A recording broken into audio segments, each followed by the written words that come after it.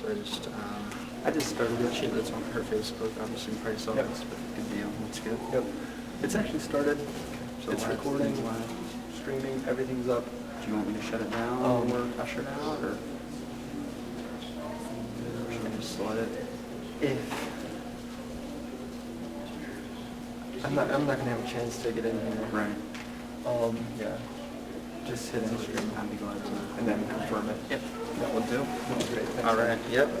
Hope all goes well.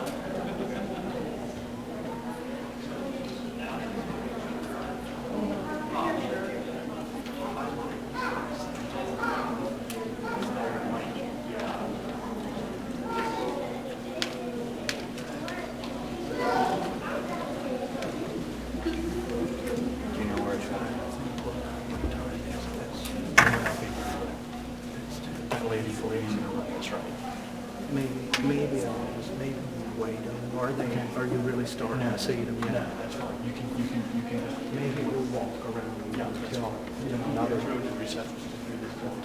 Thank you.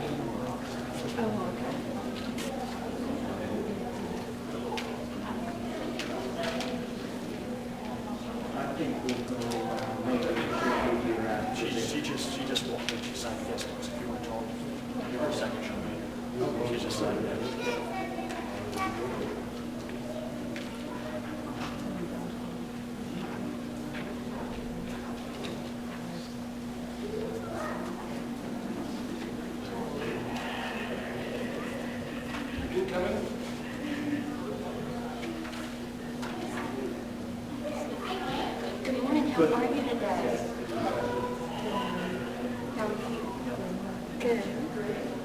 You have to come for every event, be here and all? What, I'm sorry? You have to come for every event and be here? No, there are 3 of us who are available to do this. I know the Yoders, and it's always glad to come to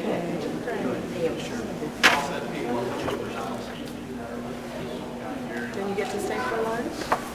I haven't made plans to stay for lunch. I'm sure you're welcome. Thank you.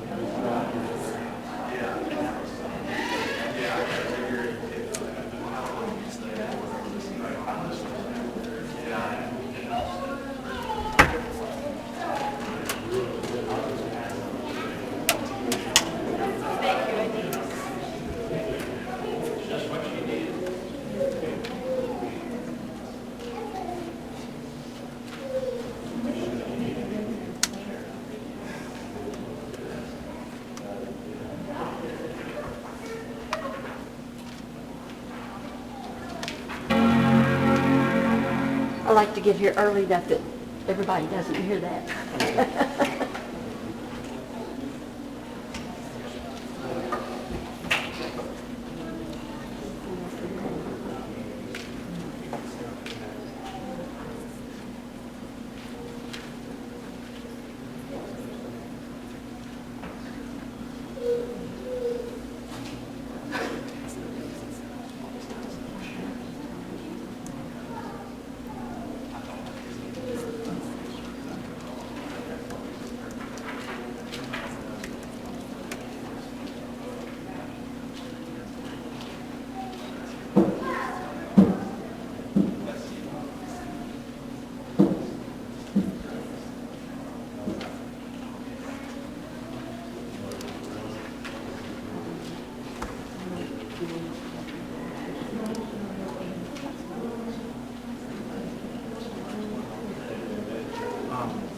My name is Harvey, and I'll be doing the message. Yes, So I was when going to ask you, do you walk around while you preach? I do a little. Okay. That's a good reason to use your wireless. That's, Mic then. yep. I feel more comfortable with the That's good. wireless for some reason. That's good. And I've got your volume set, so it shouldn't squeal Okay. when it comes on. Very well. Here we are. So basically what I'll do, I'll put this on me right now, and I don't even have to turn it on. You, that's correct. You don't need to turn it on or anything. It will be turned on Yeah. for you, and I will just be sure that it's muted, which it is. So you can do anything you need to do. Very Then you'll good. turn when it goes out. Right. It's a lot of people memorize these things. Well, I do have a copy of the program. Okay, thank you. Thank you. What is your name? I didn't meet you. My name's Arlene. It's my wife. I'm glad to meet you. I'm Judy. Judy Kim. Do you live in Pennsylvania? Yes. What part do you live in? Do you know about Harrisburg? I do. We're about 40 minutes south, just Okay. off 81. Okay, kind of toward York. Well, it would be more west. Okay. It would be more towards, 81 goes north and south, but it's Right. almost more like east and west. But if you follow 81 out of Harrisburg, we're 40 minutes. We lived in New Jersey for about 12 years. We were working there. We'd go into Pennsylvania. Yep. often. Yep.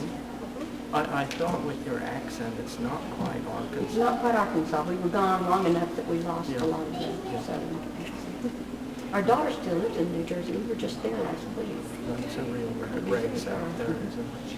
It's a real rat race out there. So that's why we decided, we're from Arkansas. We grew up in Arkansas. So we came back home to retire. Mhm. And we really enjoy it. Yeah. It's a gift. Thank you. Is it the first time you've been to Mountain View? For our first time, Mhm. yeah. Are you leaving right away?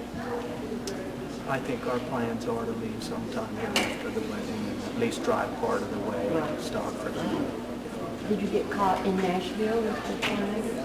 No, Did you come that way? Did you come No. through Knoxville or come we through Kentucky? we sort of came north. We stopped and toured the Toyota factory. So it was off the route a little. Right. That would have been, I guess, in Toyota, Kentucky. I think the town's name is Toyota. So, We've been through that way. That's a beautiful drive coming through Kentucky. Yeah, that was But interesting. some of our family was staying in the town just a little bit. They don't want to take cover. Some of them traveling out earlier. Some of them There's still, I tried to order something from Nashville today. Lifeway is our Baptist publishing company.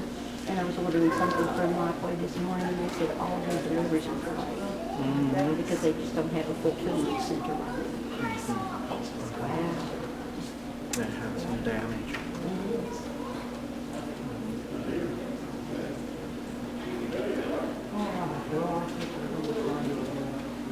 All right.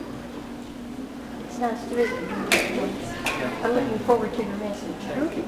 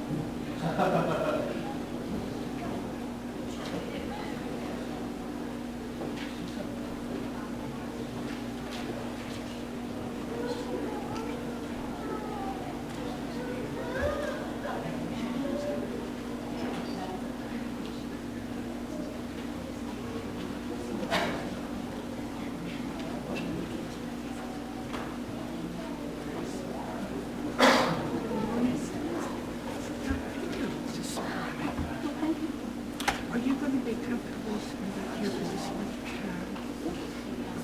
Because I can sit in your seat. No, I'll be fine. Yeah, I just need to be sure the chair is not too high for me this morning. Why don't you fall off the back? I won't fall off the back. I'll be close to that. This chair kind of picks up by itself. And I can't get up on it. I'm good. I thought it was breakfast. So did I. Yeah, I told him. This was the first thing. Just played the recording with the fire something to But it won't be worse case until you're in the middle of it and it all falls apart and you can't start over. We're going to be fine. It will be soon. I don't know. We will be fine. I was glad I was able to.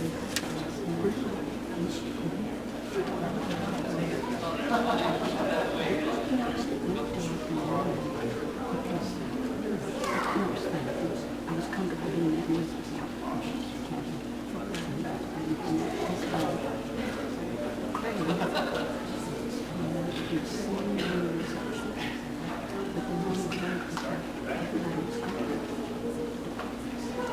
Which was fine.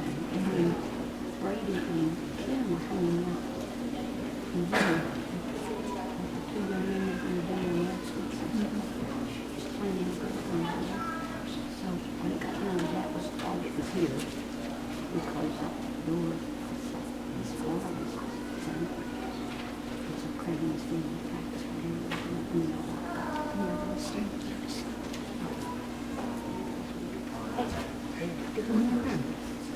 changed it. Is it picking up except better? Because we didn't need it. Okay. I switched it out. As soon as we had Brady and Kim there with the minister, it was just not equal. So that worked out well. Yeah. And then I rehearsed with Craig and his family. And I was able to change the EQ so they got good balance because I've got little kids singing this stuff. They pick up I'm gonna stay, but I don't know how long. I think go longer than she said, you know.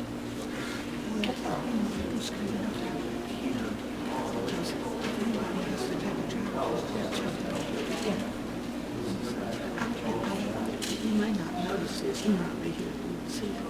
But in the services, if a child may cry, or a child gets bullied and misbehaves, it's the mother who teaches that.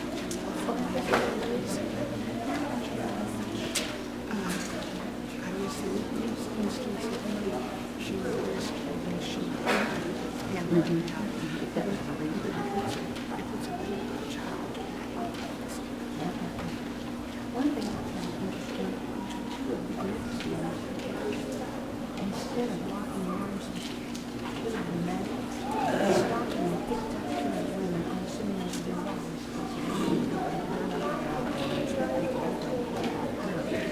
I should be right. Walked out with their wives instead.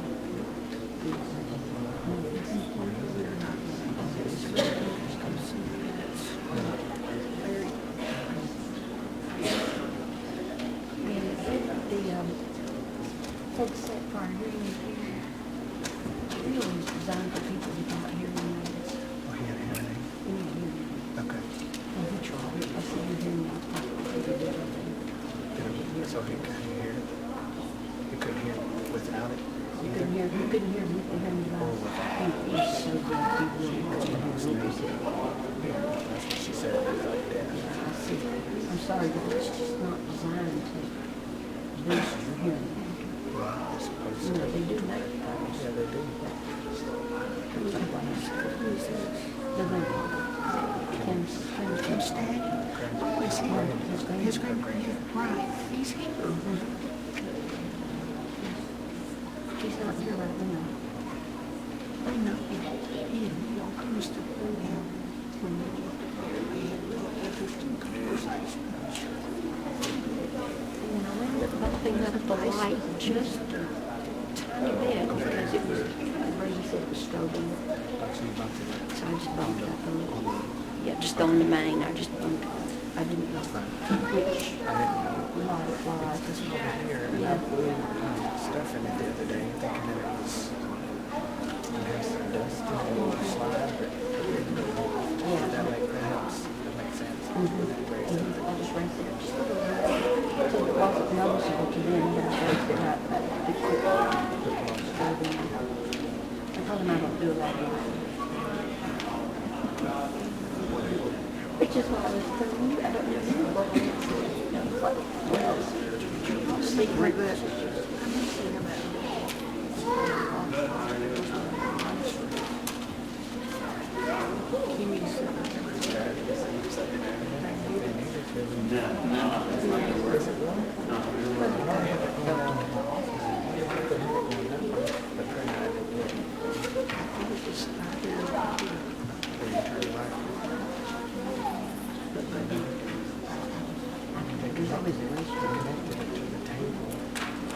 Where is Kim changing? Is she in the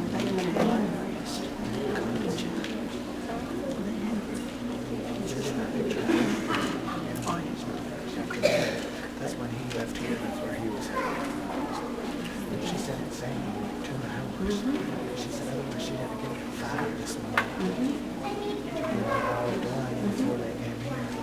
If they do it all before. I learned something this mutes in the main channels. Control the mutes in the mix. So when we had this muted, so it wouldn't go. in here during fellowship hall. Oh, no, wait. And it needed to be nice Even though it's on a separate. because in the mix, that's we've got it set up. Intentionally do that, so when you service, the dick mutes the main, it mutes first part. And I've got it set up. We could change that if we needed to, but yeah, if we needed to, that night was not coming on. When somebody's wrong, and then check the pin to be sure to eat. And then unmuted that. So I just pulled it down. It's the moment, that's what we could do, is just take it down. And I guess that's what we did when we set up the fellowship hall for the night. We must have just pulled the paper.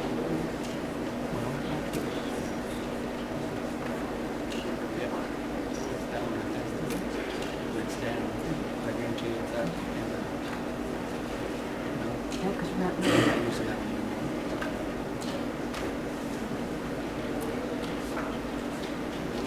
So this is really not complicated.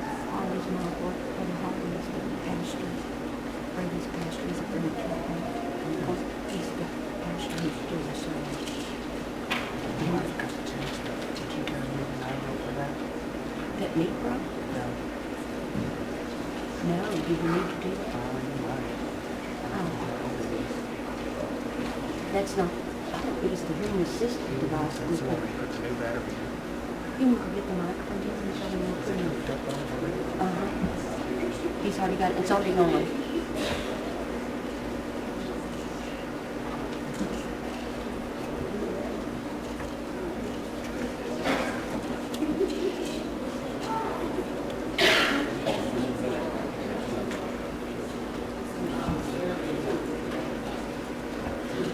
Do you have Can we not take it? Well, I mean, can we take it out of that? Oh, yeah, you sure could. Because did he use it very long?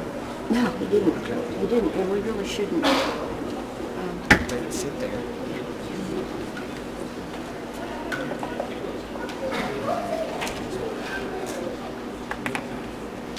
Maybe it'll come out better with like a channel.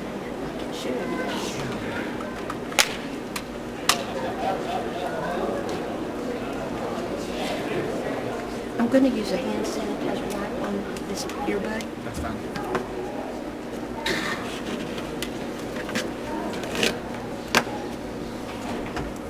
Okay, so it's already on.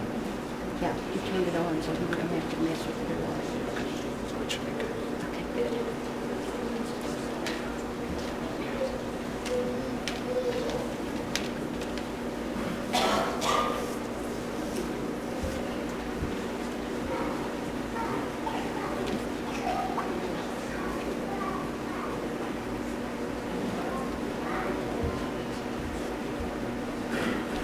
It's pretty good. It's really before the battle. So it was just the opening prayer, a song, and then the sermon. So I thought there'd be plenty of time to just leave it on.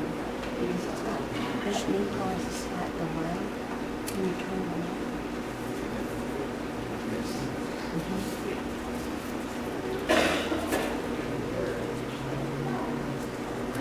Enjoy being here.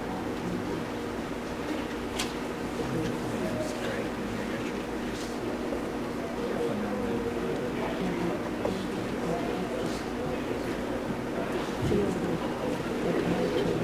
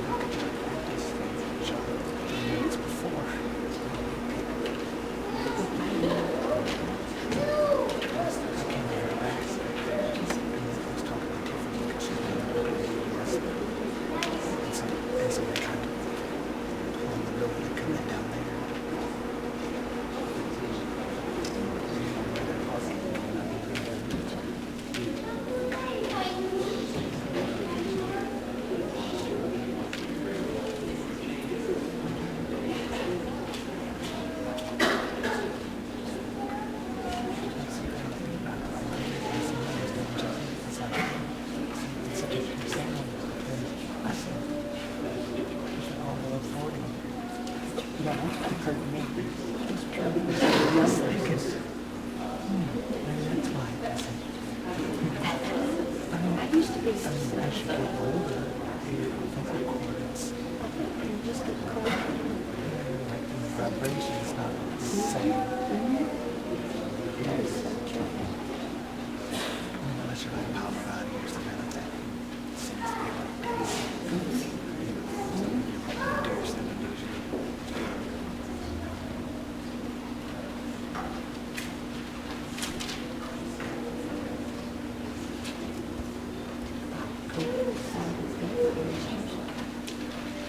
Because by the time you're singing for the wedding, you have to do it.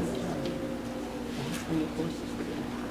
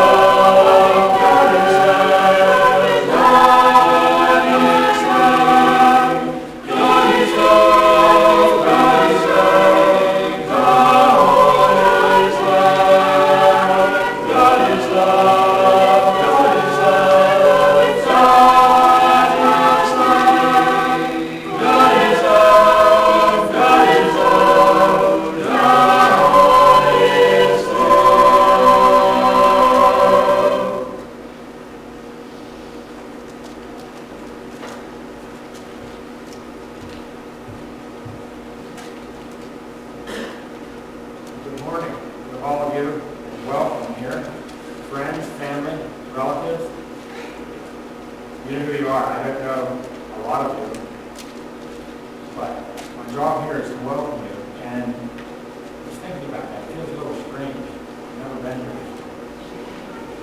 I'm not from around here. I'm off, as they say.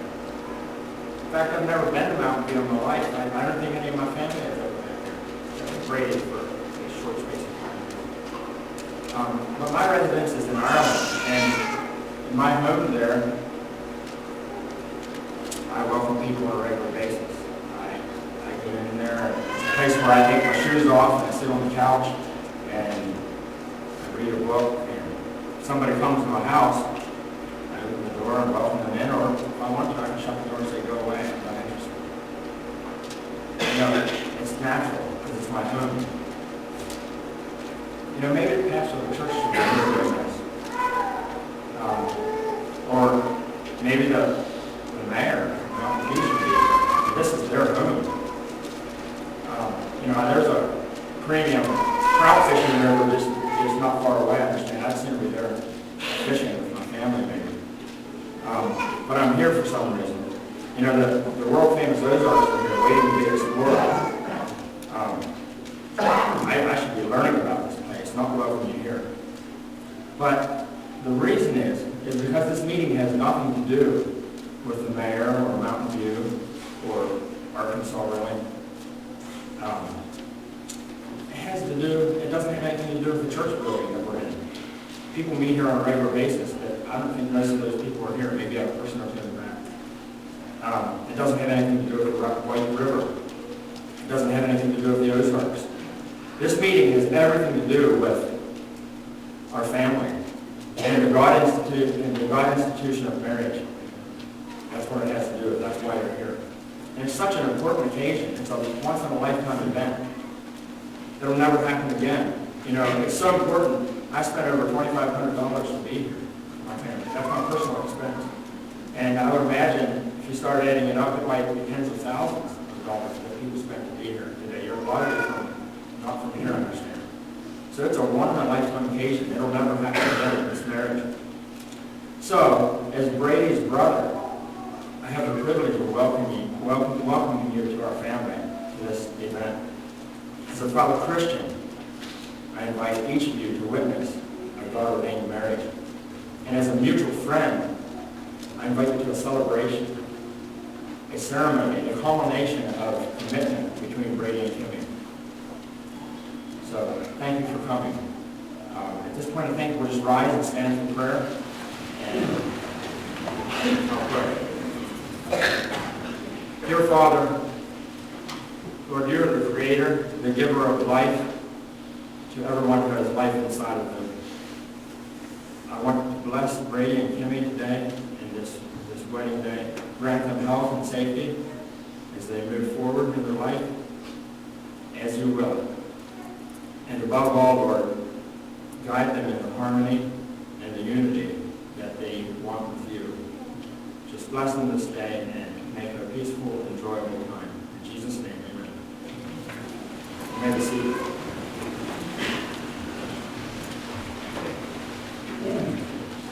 There's one very important person who's not here today, and that's Brady's father, Lakeland Mark, first bishop of our congregation. But we're going to sing his favorite song. We can turn to Awake, Awake, Yoder. Lynn was a close personal friend of mine. He was a very positive person who staked his whole life on what we're going to sing about, the resurrection of Christ. This song calls everybody everywhere to celebrate this significant event and the finally defining event of all of history, Jesus' resurrection. Awake, awake, Lord.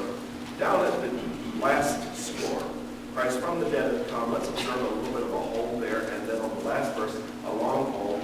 And I can't anymore sing those high notes, so use the friends to sing. The soul, awake, awake, awake, the many voices raise, and let the echo fill, singing the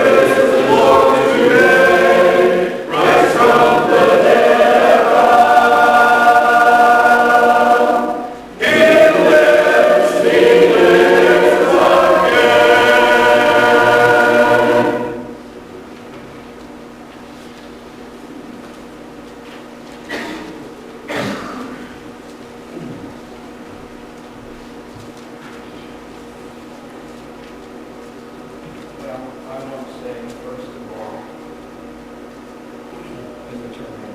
Thank you. Thank you for the invitation to the family. And I love that little welcome that Brother Craig gave. I noticed when he said he might rather be fishing, or he'd rather be fishing than he said maybe. I like that. I appreciate that. I think that's our hearts, all of us this morning. There's many other things we could be doing this morning, or maybe would enjoy be doing, but we'd rather be here this morning. I want to thank the Yoder family, the Martin family, Brady, and Kimberly, Kimmy, however we're going to say it this morning. Thank you for this invitation. It's my pleasure to be here, my wife and I, so far. I guess a thought in Psalm 18:30, Psalm 18 verse 30, part of that verse, became very precious to me in the last year or so. In many ways more than marriage, but it says there, David says, as for God and his way, as for God, he says, his way is perfect. You know, that is a tremendous statement that David, the conclusion that David came to. As for God, his way is perfect. That's pretty simple, isn't it? And yet, there's a depth to that. No matter what we face in life, when we take it and we do it God's way, and it's going to apply to marriage here today. And I know for young couples like this, a lot of times we don't get a lot out of the sermons in our own weddings. So I extend this out to those of us, and I'm guessing most of us are married today. So whatever struggles we face in our marriages, let's fall back on this and we say, when we take it and we do marriage God's way, and can we say it's going to be perfect? Well, we're human beings. But it's going to be as close to perfection as we'll ever get. When we try to do it any other old way, but God's way, it's going to be unsuccessful. And that's what I want to be thinking about today. One man said it this way. He said, marriage is like a deck of cards. It begins with hearts and queens, and it ends with clubs and spades. Isn't that awful? Here we are this morning. We're beginning with hearts and queens. You know, if we do it any other old way, but God's way, unfortunately, that is the reality. A lot of marriages are ending maybe with clubs and spades this morning. I learned early on in our marriage that when I go to work in the morning, and I treat my wife as I leave that morning, I treat her as a queen and a heart. The end of the day, I come home, that is exactly what I meet at the door. A queen and a heart. And it can be otherwise. And unfortunately, I've experienced some of that otherwise. When we leave her in the morning with a club and a spade, so to speak, that's what we're going to probably meet at the end of the day. The point of that is, there are no shortcuts, there's no free lunch in any good relationship, and especially marriage.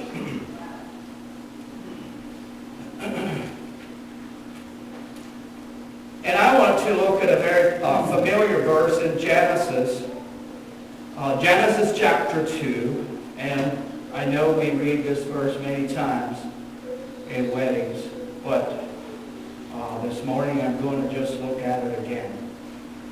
Genesis chapter 2, one little verse here, 24. Therefore, this is God speaking, and this is before death entered into the world, before sin. This is back when things were still the way they were supposed to be. God said, therefore shall a man leave his father and mother, and shall cleave unto his wife, and they shall be one flesh. Now I want to talk about that one flesh for a while here. And I noticed your songs here this morning, and it's good. You know, we come to the wedding. The word love is a big word in marriage. It's a big word in any relationship. It's a huge word in life, the word love. And we'll talk about that later. But I've noticed, I got into into this study, I've learned that the first we find the word love in the Bible is almost clear to the end of Genesis. I thought that was interesting. So we go through the whole book of Genesis and we never really see the word love. But God had something beautiful in mind when he said, two of these young people shall leave their parents and come together and become one. Let's focus on that oneness. I used to think, and I think a lot of people view it this way, because we see God in this, therefore maybe we could think, well, this is some mystical thing. This is something that God just makes happen. Now, is he going to make it happen this morning in the ceremony? Did he already make it happen? Is he going to make it happen when intimate relation? I don't know. Those discussions, when does this oneness really take place? I want to think of it this morning in a step-by-step way. And I want to see God's heart in this verse, and this purpose, this beautiful oneness.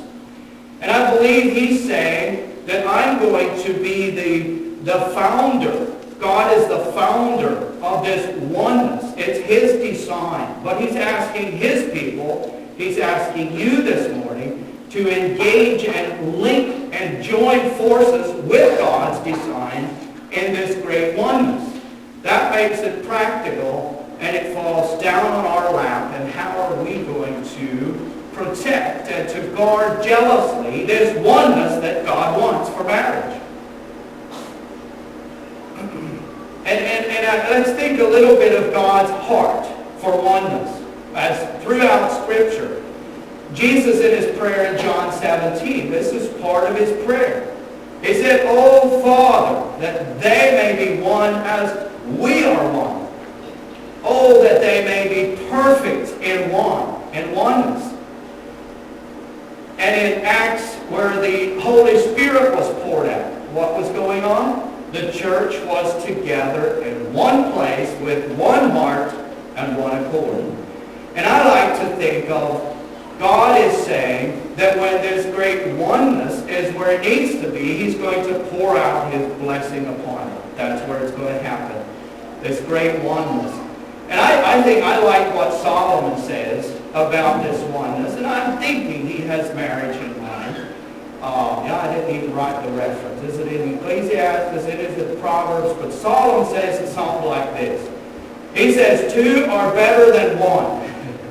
That's pretty simple. Two are better than one. He said, because they have a good reward for their labor. So let's think of that in marriage a little bit here. So I find that we as human beings are made in such a way that it's almost impossible to enjoy our labors or our accomplishments or the scenery of the mountains. It's almost impossible for us to really enjoy that to the fullest all by ourselves. And he says the reason two being together, one, are better because then they can enjoy it together. Here some time ago, and this happened in Pennsylvania, and for those of you in Arkansas, this isn't going to make a lot of sense probably, but my wife and I were going to bed. It was late, fairly late, dead tired, how we are. I was already under the covers, nice and warm, just to the point where I'm almost dropping off to sleep. And my wife got this notion that somewhere out in the dark of the night, in the rain, she heard a pack of coyotes. And she said, "Did you hear the coyotes?" I said, "No, I don't. Coyotes in Pennsylvania are pretty rare." So she goes to the window, pushes the window open, and sticks her head out in the rain, in the dark, and she's listening to the coyotes. And she says, "Harvey, you need to come and listen to the coyotes." And I'm like, right then, coyotes were one of the last interests that I had. I'm tired. I don't care if the coyotes holler all night long. I want to sleep, okay? But she's out there trying so hard to enjoy the coyotes all by herself, and it didn't work. And I finally thought of this verse. You know, I'm married to her, after all. I can get my lazy body out from under the covers and go and stick my head out in the rain and enjoy coyotes. And you know, that made her happy. I didn't enjoy the coyotes. I don't even think I heard coyotes. The point is, Solomon is saying, if we do things together, is that we can enjoy them together. And she enjoyed the coyotes.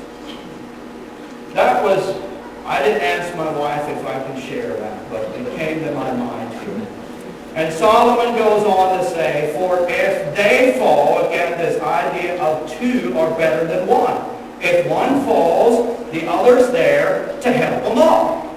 That's pretty practical, isn't it? So a slip on the ice, we think physical, slip, fall, the other's there to help the other up. But I would like to think of that a little deeper than slipping on the ice or the mud. I would like to think of it emotionally, spiritually, and in every way. When we're together in this oneness, and one of you is struggling, deep struggles, a deep valley, an emotional valley, a spiritual valley, the other is there to strengthen, to encourage, to pray for, to pray together, and build this beautiful picture that God had in mind when he said, they two shall be one. And he goes on to say, again, he says, two are better than one.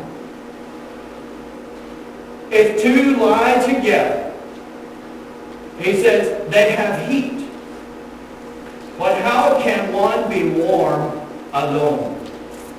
Now today we have climate-controlled bedrooms maybe, or we have, I don't know. I used to sleep in a cold bedroom. We still do.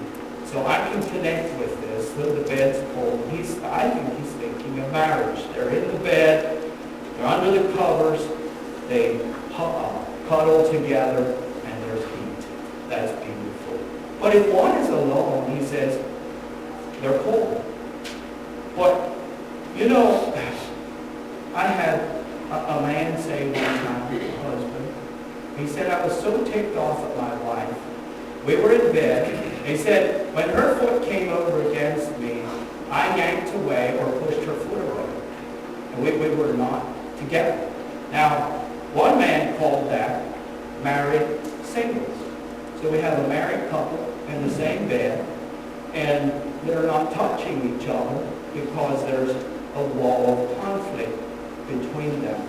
That's not what God had in mind when he said two are together one. The other man said it this way. My wife and I went to bed one evening, and I made the wrong comment. And he said, I was in the cooler the rest of the night. See what Solomon is saying? If this oneness is the way it should be, we're not going to be that way. But we're going to work out our differences as they come along. And we're going to promote and we're going to guard this beautiful oneness that God wants. The wise wife in Solomon said it this way, set me a seal upon thine heart as a seal upon thine arm. For love is strong as death, jealousy is cruel as the grave, the coals thereof are coals of fire, which hath a most vehement flame. Solomon, Song of Solomon 8:6. And I believe what he's saying there, this wife is saying that the guarding and the protection of this oneness needs to be in place by two human beings. One wife said it this way,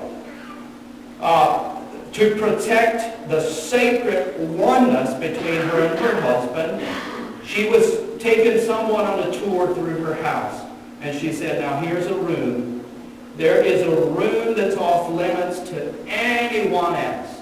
It's a room where myself and my husband go in at times and and we talk and we maintain and beautify this oneness. That's the step she took to jealously guard this oneness that God put in place for marriage. You know, one day, in Matthew 19, I think it is, when the Pharisees came to Jesus with the question, and had to do with marriage. And when I listened to the question they asked, it might be a dual purpose behind the question.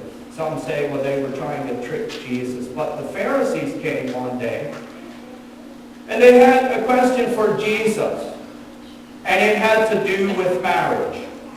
So they asked, Jesus, is there any lawful way for a man to put away his wife for any cause, for any reason at all? Why would somebody ask that question?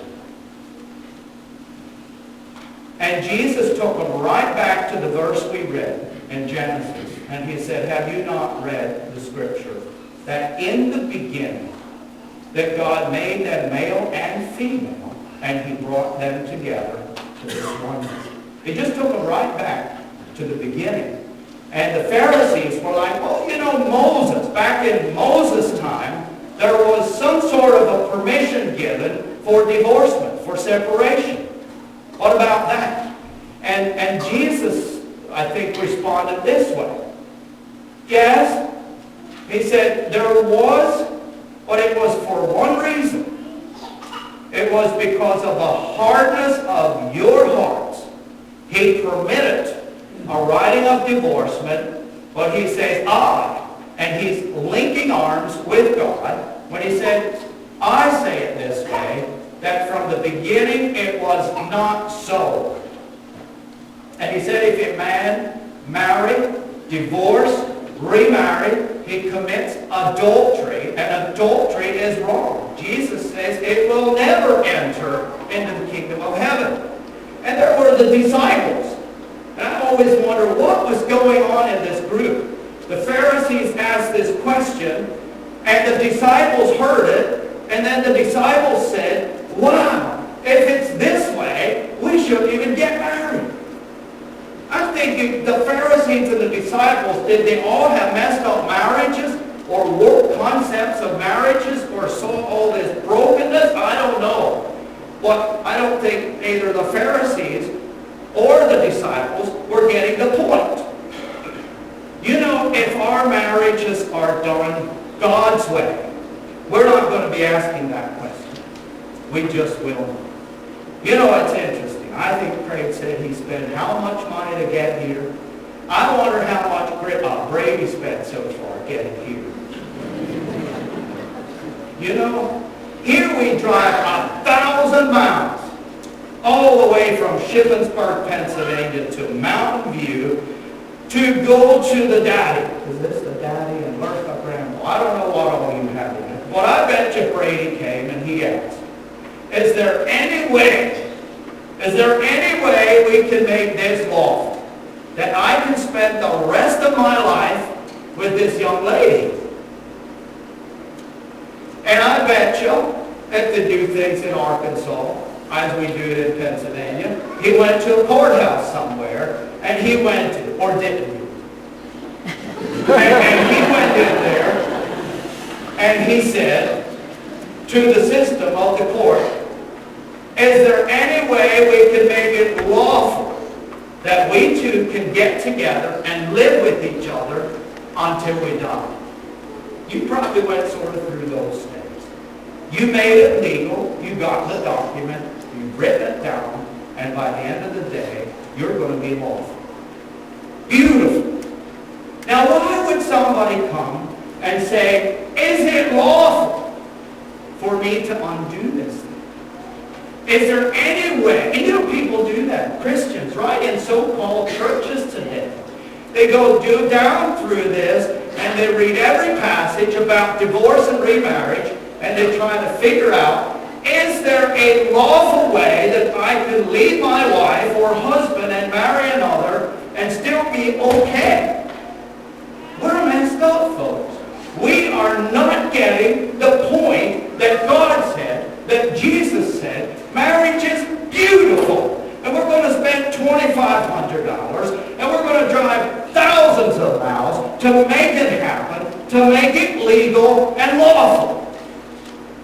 Now why do I want to undo this when it's done God's way? You're not going to want to.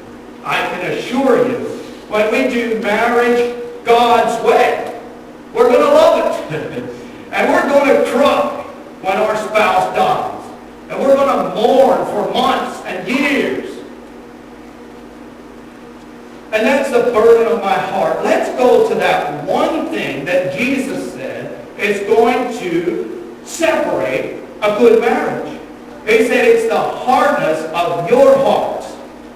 And you know, Jesus came to this world to shatter our hard hearts, to make them tender, and soft and forgiven and broken. Therefore, I want to talk about the way of brokenness.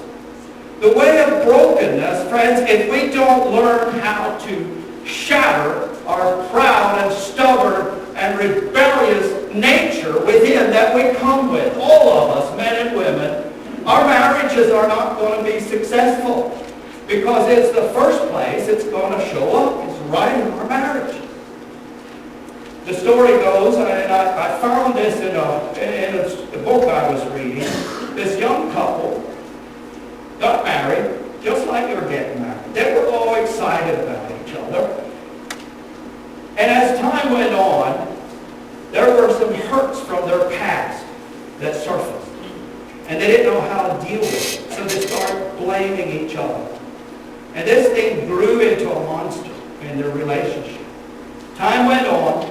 They went to some Christian counseling, and they spent a lot of money and time in counseling. And it still wasn't going anywhere. And the husband finally said, I'm going to file for a divorce. And another Christian couple friend heard about this. And they said, we're going to come to the rescue. And they came and they asked the young man, have you ever considered the way of brokenness? Wow, that's sort of a new thought. And this other couple sat with them and took them through the steps of brokenness, and simply what that means is a tender heart, humility, forgiveness. I'm sorry, it was my fault. And they went through and they stopped blaming each other. Instead, they took responsibility for their own bitterness and unforgiveness and so on. The Jesus way. They took the Jesus way. And they agreed to try this, and they tried it and did it for 2 years. And you know what? Their marriage turned around and became such a beautiful testimony. So this is what the man said. About 2 years later, after they took the way of brokenness, one evening he's reading the evening paper. And he closed it and he told his wife, how strange it was that people would spend time and money at marriage counselors and psychiatrists and never try the way of brokenness. See, he had found the answer. That couple found the answer. It was the hardest way to take, because in the way of brokenness, there's a cross, and it takes humility. It is really hard to tell our spouse where we are in conflict. It's really hard to be humble and say, I'm sorry, I shouldn't have said that to you. I know it was hurtful. You see, what I can assure you, all of us, and I can testify for this, when we take the way of Jesus and we take the way of brokenness, you know, our conflict meetings will become very rare and short. Very short. You know, just like that, there's healing, there's tears, there's humility, there's brokenness. We forgive each other. And if those elements are not in our marriage, we're going to be unsuccessful. We just will be. And we're going to be like the Pharisees. And we're going to go to the Word of God. And we're going to say, can I find a way somehow to still be okay with God and His way and still get a divorce and get remarried? See, that's what's happening all around us today. because we're not getting the point. God said, this is a beautiful plan. He came up with it. But you know, Satan has marred it. He came in, he gave us bitter hearts, he gave us hard and unrelenting, unforgiving hearts and so on. But the good news this morning is Jesus came from all the way from glory to shatter those tough old hearts that Jesus said they're hard.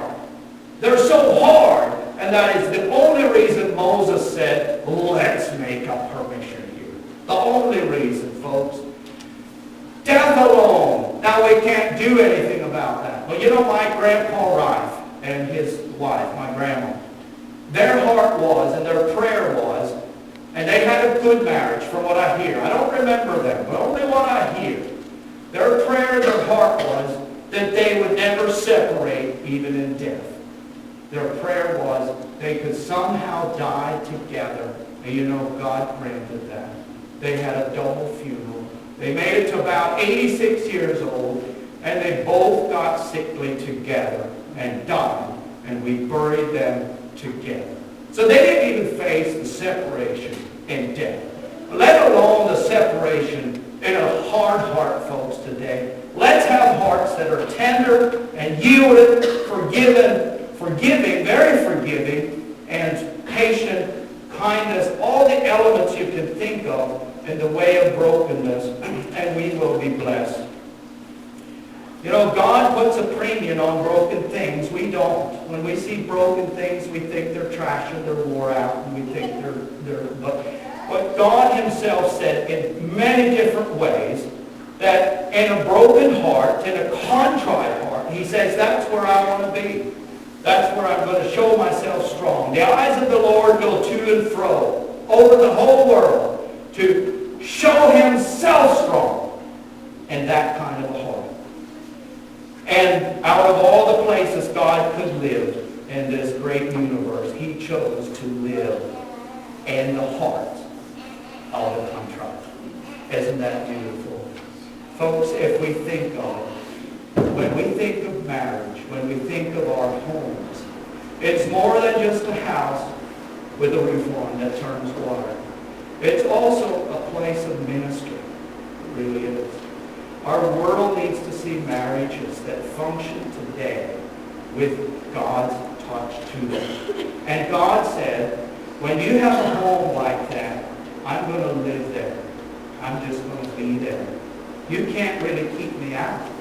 And you know, when God is in our home and in our marriage, that's going to be so attractive to friends, to relatives, to neighbors, to seekers, that they just want to be there. Have you ever been around a marriage that is completely free and beautiful?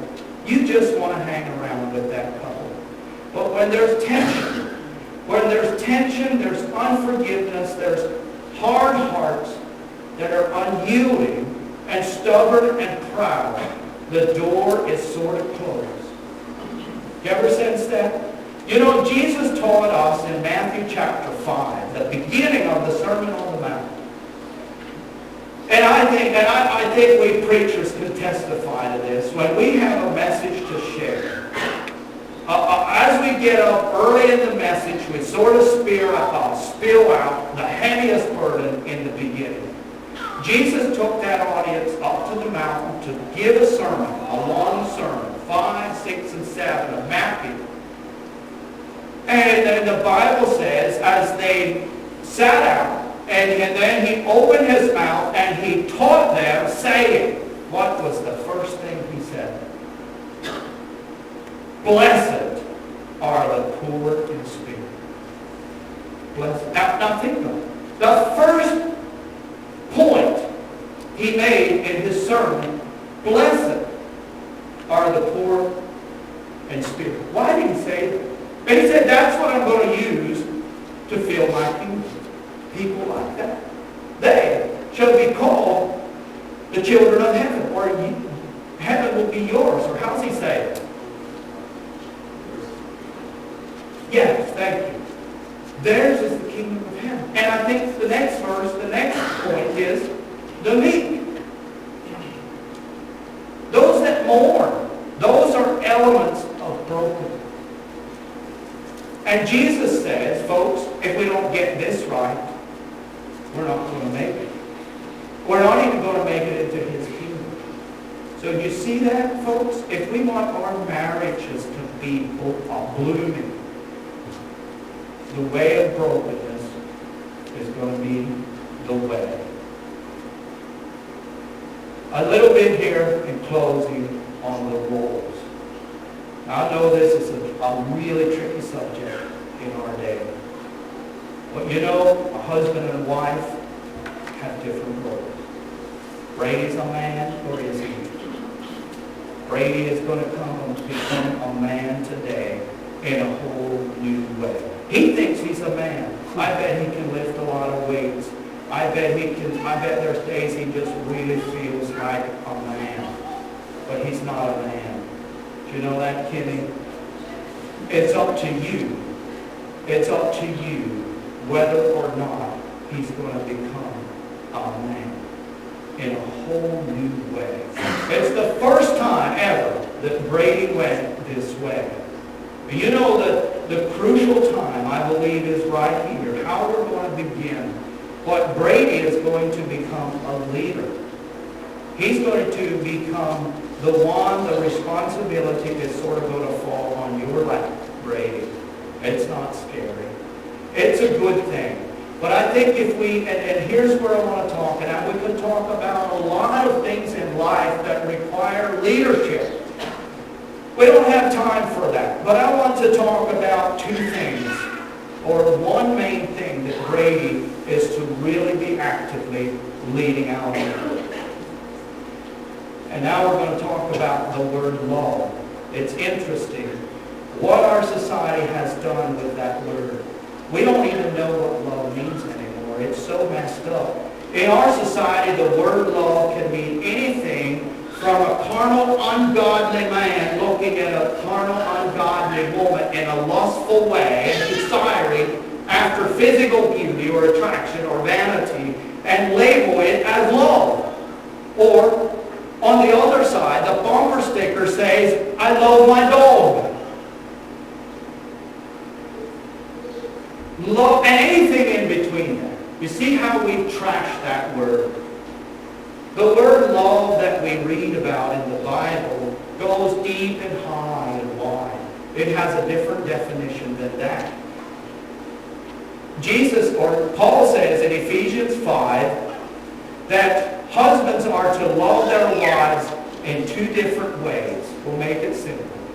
It is as Christ loved the church and gave himself and cleansed it. So there we want to look at a love that is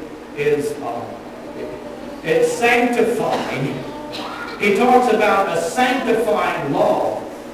And then the other thing is to love our wife as ourselves. Now, that sanctifying love, you might say, well, I don't see any romance in that. What about all this romance that a married couple is supposed to have? We read a little bit of that in the Bible, but not a whole lot. But I want to say one thing about this. Brady, if you learn to love your wife as Christ loved the church, you're going to have all sorts of romance all over you. I know that's true. And God knows it's true. See, we get it all backwards in our human thinking. So I want to go do this special little thing tonight. I'm going to go on a little date, and I'm going to do little flowers, and I'm going to do all these little nice things. And we're going to produce romance. That may all have its place, but folks, we have gotten it backwards. God says that this love is to start loving with a sanctifying effect. And it's amazing how that works even in the romantic ways. And what all that could mean in detailed and practical ways is just simply being there and loving as Christ loved the church. You know what's really embarrassing in Ephesians chapter 5? Then when Paul says that there's no man that ever yet hated his own self. but he nourisheth and cherisheth himself as Christ the church. That's embarrassing. That's a commentary on us men, is it not? That we have the ability to care for ourselves, to love ourselves in a way that Christ loved the church. That's pretty deep. And you know, we came that way. He says we did. It doesn't matter who we are. We came with a built-in ability to know how to care for ourselves. And then he makes it simple. He says, husband, turn around and put that on your wife. She will be blessed. I think of the story there in Esther of Haman.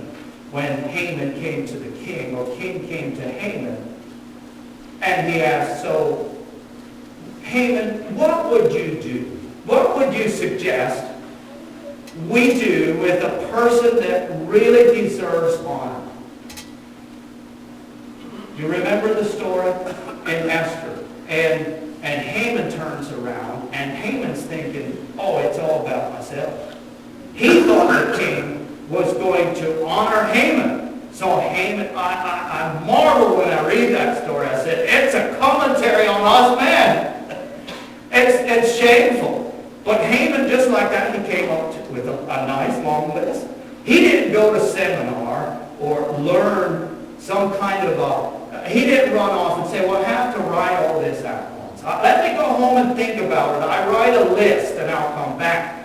I get the picture that instantly old Haman was there, and he said, it's this and this and this and this and this and this. And the king said, great, I love it, Haman. I didn't take notes. I don't think the king took notes, because he says, whatever you said, don't take anything away. Just do the whole package and go out and do it to Mordecai. I tell you, folks, Paul picks up on that, and he says, man, husband, if you already have it built there. You don't need to go to any lessons. You don't need to sit down all evening and figure out. It's already put there. You know exactly how you like to be treated. And then he says, just turn that around, and you love your wife just that way. And I can assure you, you're going to have a really romantic wife if you treat her that way. That will come. That will take care of itself. But when we start getting it backwards, and we don't take the Jesus way, we don't take the Bible way, but we want to spice up this marriage somewhere. We do all other man's way, but God's way, it's going to fall flat sooner or later.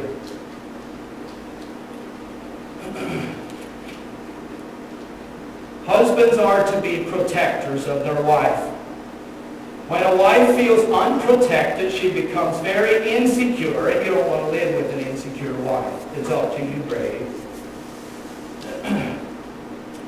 And you know, one thing that Jesus does to us as his people, he gives us a lot of security. John chapter 10, he says, he tells the Pharisees, I give unto them, talking about his sheep or his people, I give unto them eternal life, and they shall never perish. Neither shall any man pluck them out of my hand. My Father which gave them me is greater than all, and no man is able to pluck them out of my Father's hand. John 10. You know, that's protection. He's not saying, these sheep of mine, they've done this, they've done that, and the other thing, and just sort of makes them blush and feel ugly. And I came to the conclusion, I think some men enjoy seeing their wives blush. We were at a couples thing one night several years ago, and we were playing this game with a bunch of married couples. It had to do with where we enjoy going shopping and different things like that. And then we had a little talk about it. And there was a particular husband there that made a remark about his wife. He said, oh, she's just a shopper, and she's not controlled with her spending or whatever. And he went and told the crowd what she spent last year. And it was tremendous. You know what? Wife stood there blushing like everything. I pitied her. I thought, here are all her friends, and her husband tells them what she spent. That's not blessing our wife, and it's not protecting her. That's just an example. How do we bless our wife? How do we protect her? Another neighbor man, an older man, told me several years ago, he said, you know, he was at retirement age, and he said, I'm going to stay home with my wife. I'm going to quit working, and I decided we're going to stay home and just enjoy life in our older years. And he said, but it didn't work.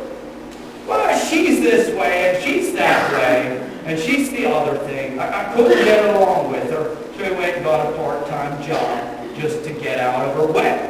That's not protecting our wife. So now I know that about his wife, and the next man might know it. And when we see his wife driving the road, first thing might go through our, oh, there's that woman that's hard to live with.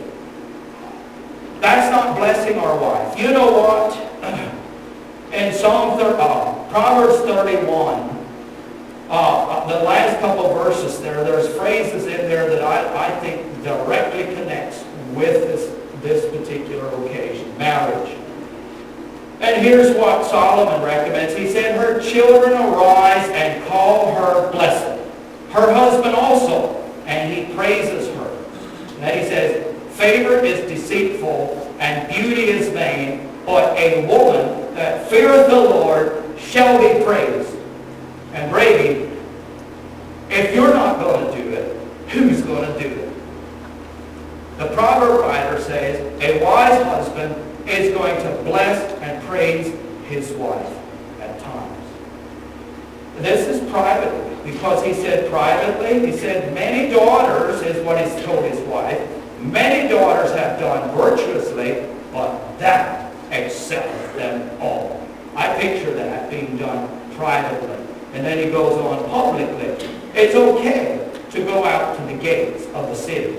And he said, give the fruit of her hands and let her own works praise her in the gates.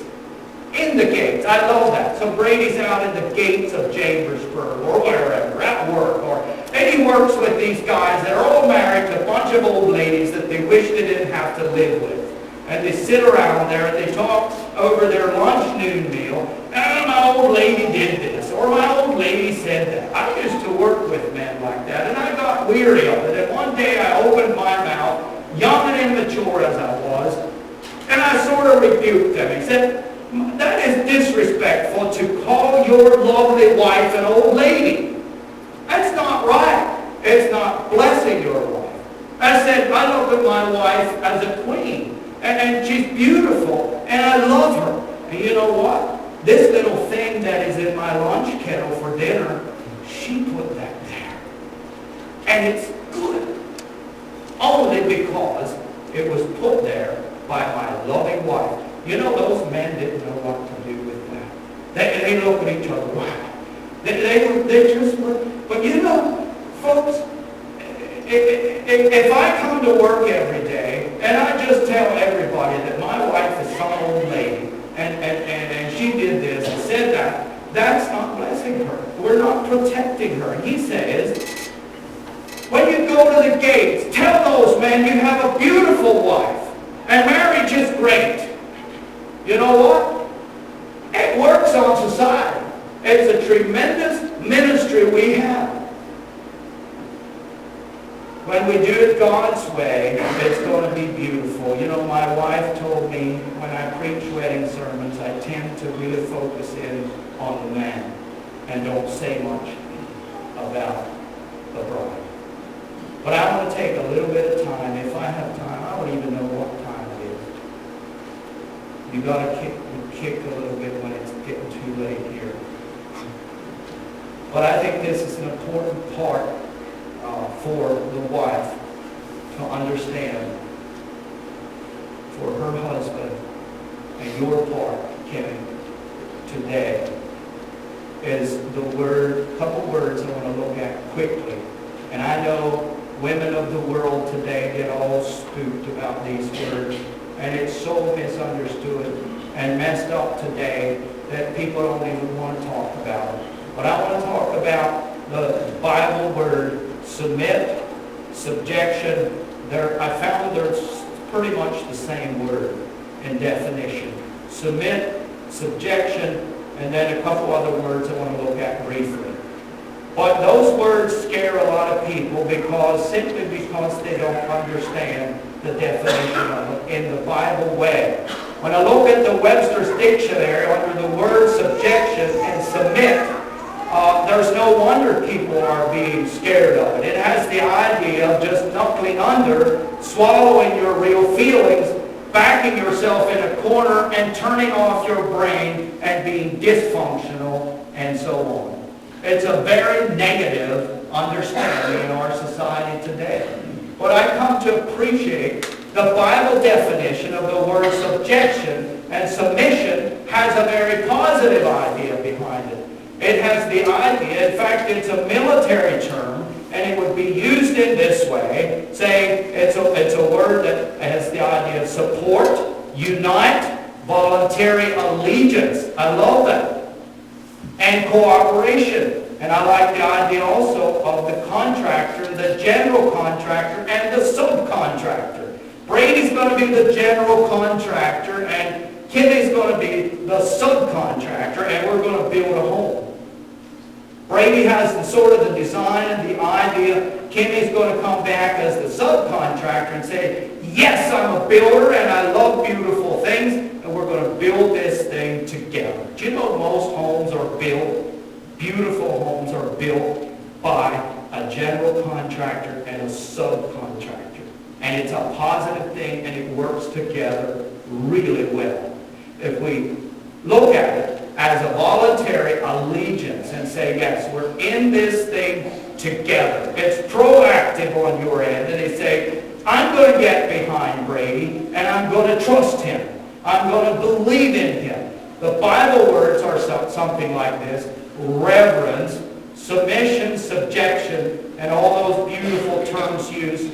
And honor is a big word. I'm going to stand behind Brady and honor him. Brady needs some honor. He needs some trust. You need to believe in him.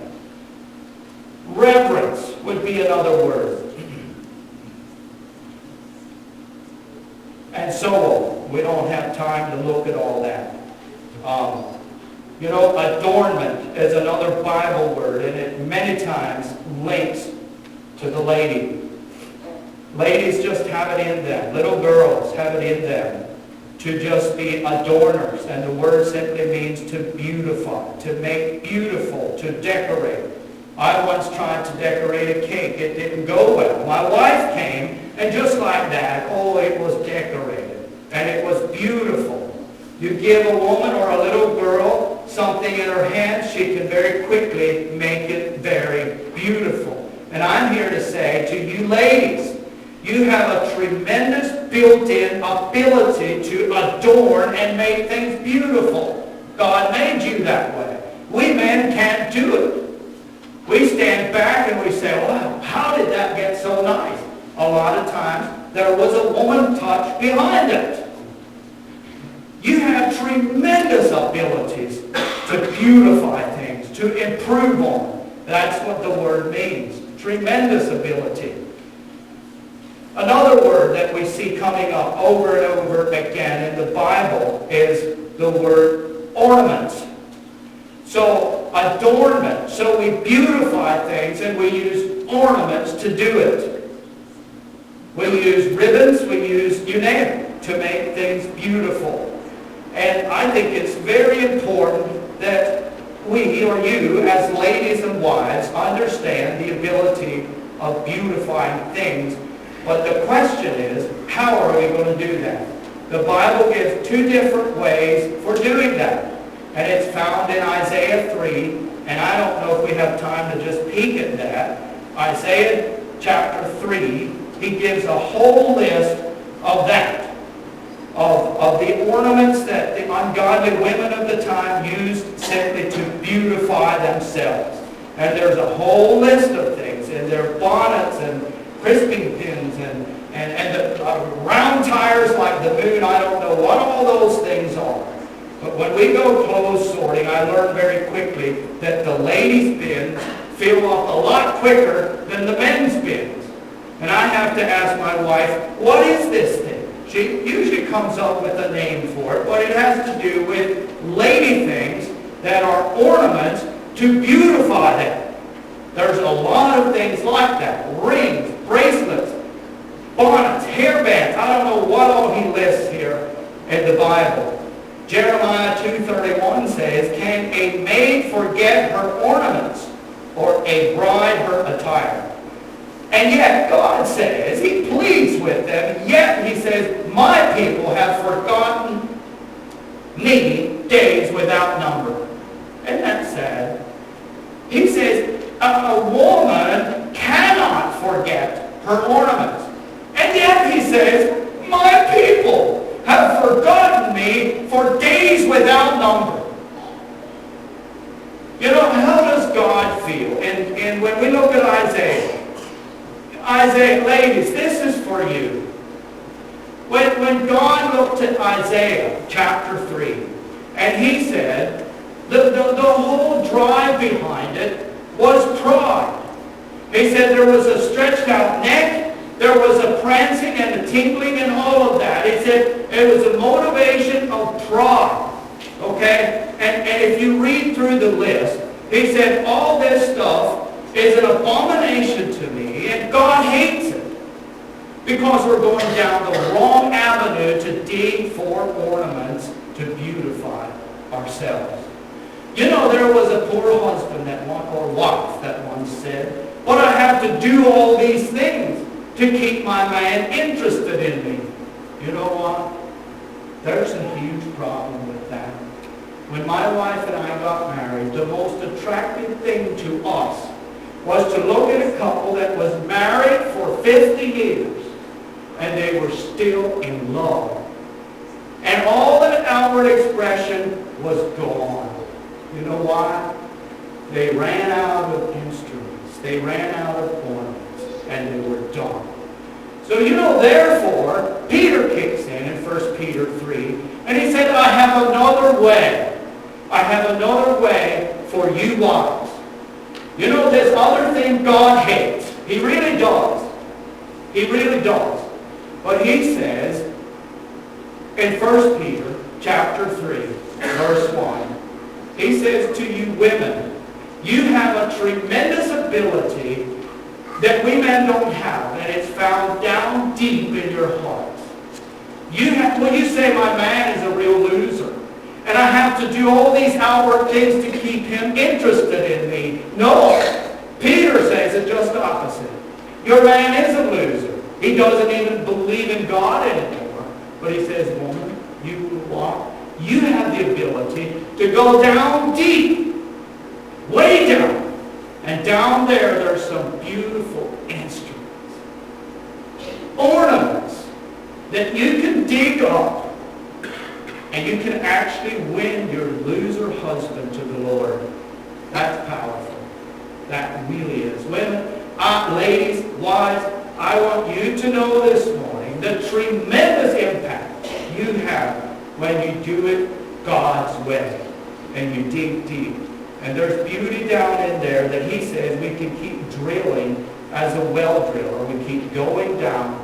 And when we're 80 years old and married for 50 years, we can still look at each other and say, I love you. I didn't marry your crisping pins. I didn't marry your boots. I didn't marry your handbags. Isaiah said that he said the well-set hair, they're going to become and turn into baldness. You're going to run out of resources really quick, sooner or later. And he goes on and says that good smell about you is going to be turned into stink. That tells me God hates that avenue. But he says the godly women are going to have an expression when they're 80 years old and their hair are gray and coming out and everything else. There's still going to be a beauty that her man is going to say, I love you. Isn't that exciting, folks? And when we cultivate that, our marriages will be blessed. God bless you.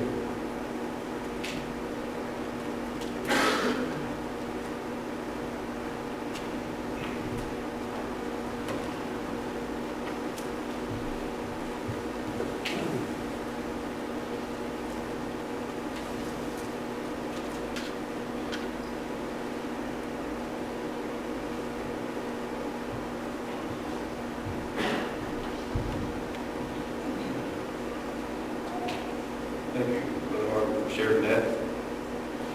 If the Bible party will rise and come forward.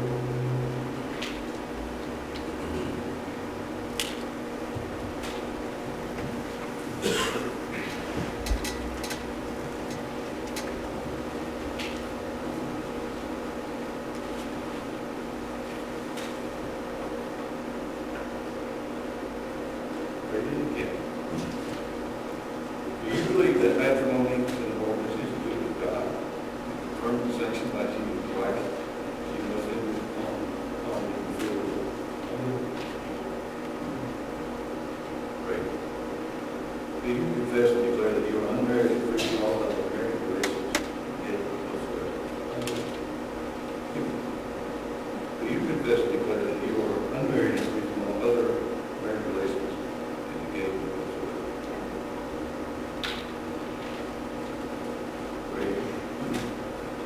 You accept the role of committing yourself to God and Kimmy, using your authority to be her head, protector, and minister to her and family needs.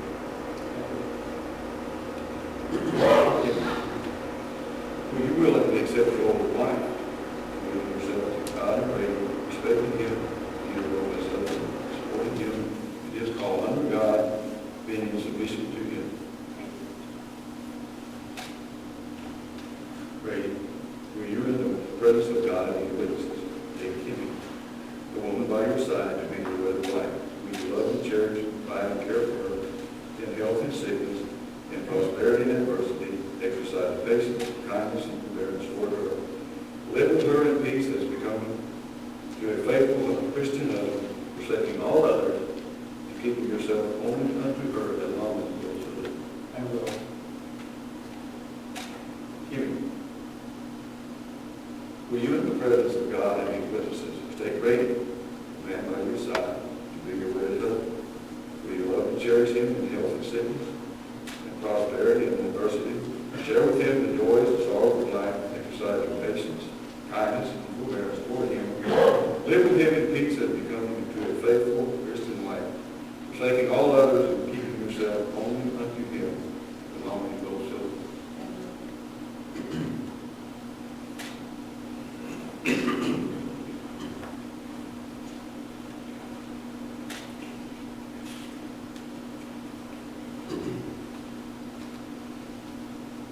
May the God of our Lord and Savior, Jesus Christ, be with you and bless this union abundantly through Christ our Redeemer.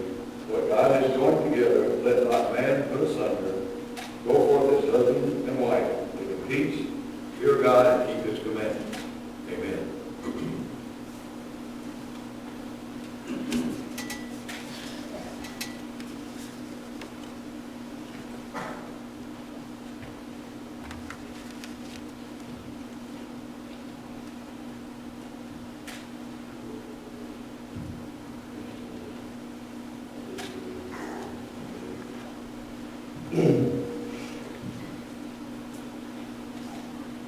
Our gracious Heavenly Father, we've come to the part of this wedding ceremony that's bittersweet for us as parents. We release our children to put them in a life of their own, to build their own household, take their place alongside of us, and equal in the church and the community. We can do so with confidence that we've taught them to follow you the best that we know, and we now mind our own business and allow them to grow together. Now, Lord, we ask your favor, Lord, to give Brady up adversity, to keep them humble, dependent on you and each other. Enough prosperity to meet their needs and be able to help others. May they realize that above all they must live with eternity in mind. They may remember that this union must end only in death, that Satan will try to discourage and separate them in any way possible. Lord, as we commit them to you, we ask for a hedge of protection around them, that you would bind Satan and evil spirits away from them. Your Holy Spirit would embrace them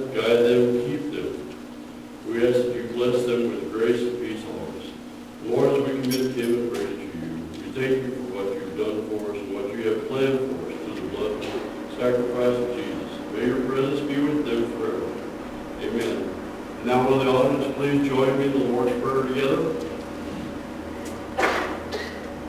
Our Father, which art in heaven, hallowed be thy name. Thy kingdom come, thy will be done, on earth as it is in heaven. Give us this day our daily bread, and forgive us our debts as we forgive our debtors. And lead us not into temptation, but deliver us from evil. For thine is the kingdom, the power, and glory forever. Amen.